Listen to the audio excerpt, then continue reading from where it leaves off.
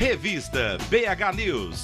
Começa agora mais um Revista BH News. Hoje eu converso com a Raquel Bimachar e a Luciana Heringer sobre a importância do feedback na gestão de pessoas. Saber dar um feedback para os funcionários é muito importante, pode se tornar uma ferramenta valiosa na gestão de pessoas. Para nos falar mais a respeito do assunto, eu recebo a Master Coach Raquel Bimachar e a gerente de recursos humanos, Luciana Heringer. Boa tarde. Boa tarde, Adriana. Heringer não, né? Heringer. Heringer. Ficou ali, o mineiro vai comendo o final das palavrinhas, né? Isso. Tudo bem com vocês? Tudo ótimo. Iniciando a semana assim, firme e forte. Super. Com toda a energia. Que bom. Vou começar com você, Raquel. Afinal de contas, o feedback ele vem para ser uma coisa positiva, para trazer ganhos para o profissional e para a empresa. Mas muita gente fica tensa, né? Achando que vai ser muita crítica, até porque muitas pessoas não conseguem dar um feedback da maneira adequada. Uhum. Então eu queria saber qual é a forma ideal de se dar o feedback e qual tipo de ganho a empresa ou o profissional podem obter com um bom feedback. Ótimo. O feedback é uma mudança de cultura, na minha opinião, dentro das empresas. É muito interessante quando as pessoas começam a trabalhar, precisam entender que é um presente para se desenvolver. A gente usa esse termo mesmo quando inicia esse trabalho, né, de feedback. E a melhor forma é começar por pontos positivos, valorizando a pessoa, valorizando o que ela faz, o profissional como um todo. E aí sim colocar pontos a melhorar. A gente não trabalha com uma linguagem negativa. Isso é muito importante. Não é um ponto positivo e um ponto a melhorar. É um ponto positivo e pontos a melhorar. Então a própria pessoa se abre mais quando a gente utiliza esse tipo de linguagem e trabalha nesse formato. Então, ponto positivo, 2 a melhorar e fecha com um ponto positivo. É super importante essa linguagem. Mas deixa eu só entender direitinho. Existe uma proporção, assim, ou uma ordem para as coisas serem ditas? É isso? Sempre importante colocar dessa forma. O positivo primeiro, depois o a melhorar e fecha com o positivo. Porque para quem emite o feedback, vai ficar gravado o positivo. Para quem recebe o feedback, vai ficar gravado o positivo. Entende? E a pessoa que está emitindo, fica os 4 pontos, e aí vai se trabalhar dentro dessa linguagem o que tem a melhorar. Mas não é impactante, não é uma crítica, não chega... A pessoa não sai se sentindo mal, né? Exatamente. Ela fala, não, eu tive coisas boas. Isso, fica gravado. Eu tenho pontos positivos fortes e posso melhorar esses 2 pontos que foram levantados aqui. Sem essa coisa emocional mais pesada, né? É importante também que se tenha uma postura adequada ao receber um feedback. A gente está falando aqui sobre como dar o feedback, mas é importante saber ouvir e receber o feedback também de uma forma adequada, né? Você tem alguma dica para as pessoas que estão em casa, às vezes que vão, né, trabalham em empresas que funcionam dessa forma? Como é que é isso? Como é muito forte essa questão cultural de achar que o feedback é uma crítica, a princípio é assustador. Então, eu normalmente quando faço uma introdução. Olha, quer desenvolver, é importante desenvolver, nós estamos num processo de desenvolvimento, vai depender aí do cargo que essa pessoa está, da função, e a gente vai abrindo essa pessoa para esse momento. E aí está mais próximo, né, essa postura de uma conversa informal, eu gosto muito. Não gosto de formalizar o momento para que não seja já uma coisa mais... vista como uma coisa mais pesada, né? Então, tem aquela coisa também parece a linha de produção, entra um, entra outro, entra outro, vai saindo só aquelas pessoas com aquela cara assim, né? Essa é a crítica, né? Esse momento é um momento que a pessoa não foi preparada realmente, que não tem uma cultura dentro da empresa para fazer esse momento. Esse momento ele precisa ser bem preparado. Ou seja, é importante que haja um treinamento para a pessoa que vai passar os feedbacks? Sim, com certeza. Tem ferramentas, várias ferramentas para a gente aplicar, como a empatia, por exemplo. Eu preciso ter um momento de empatia aí para dar o feedback. Eu preciso saber ouvir. Eu preciso saber usar as palavras, porque se eu falo para você que um ponto positivo seu é ser muito educada, muito gentil, e logo em seguida eu uso um mas você tem se comportado de uma outra maneira, eu joguei fora o que eu falei anteriormente. Então, é muito importante ter uma linguagem correta, adequada para dar o feedback, sim.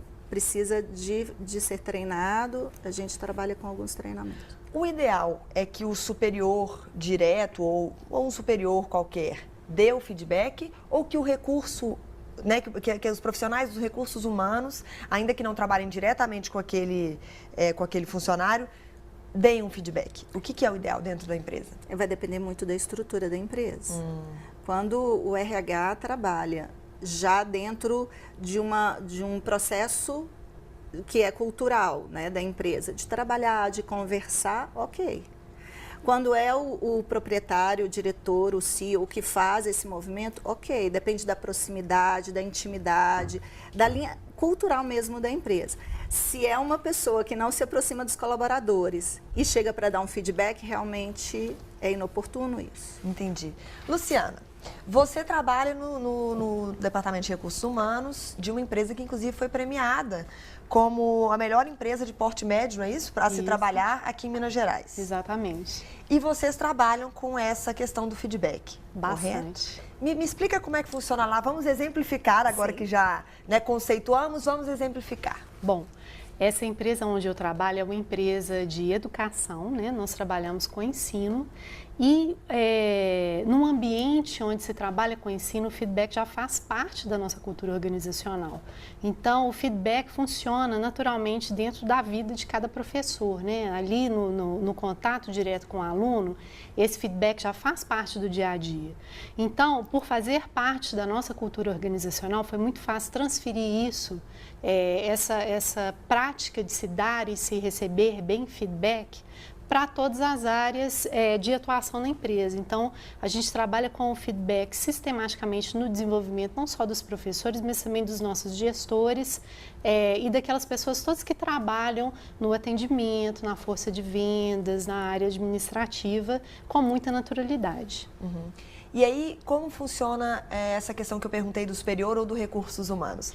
Vocês, cada superior vai dando os feedbacks ou o recurso humano vai fazendo? Como é que funciona isso para vocês? Bom, como a Raquel falou, isso depende muito da empresa. Nós somos uma empresa que tem 13 unidades em Belo Horizonte, uma em Ipatinga e uma em Diamantina. Sim. Então, seria muito pouco natural eu, que trabalho no recursos humanos, de repente ir para Diamantina para dar feedback para aquela pessoa com quem eu não tenho contato nenhum. Então, o papel do RH, nesse caso, é realmente preparar os gestores para que eles tenham as ferramentas necessárias para dar um bom feedback, para dar aquele feedback que é dado com sinceridade, mostrando que quer ajudar ao funcionário, que vai realmente direcionar aquela pessoa para se tornar um profissional cada vez melhor. Tá? Vocês têm algum tipo de, não sei se pesquisa ou alguma avaliação que mostre os resultados positivos que esse tipo de trabalho trouxe para a empresa? Com certeza. Nós participamos dessa lista. Um bom exemplo, né, foi a participação nessa lista das melhores empresas para se trabalhar em Minas Gerais. No ano passado nós fomos premiados, mas uma das coisas que apareceu na nossa pesquisa de clima organizacional foi que a gente poderia aumentar um pouco a frequência desse feedback. A gente focava muito no professor, que já tem feedback 2 vezes por semestre, e dava feedbacks ocasionais para a força de vendas. Uma sugestão da empresa que aplicou essa pesquisa de clima foi aumentar a frequência desses feedbacks. E só fazendo isso, nós conseguimos crescer na avaliação da empresa pelo funcionário em mais de 7 pontos.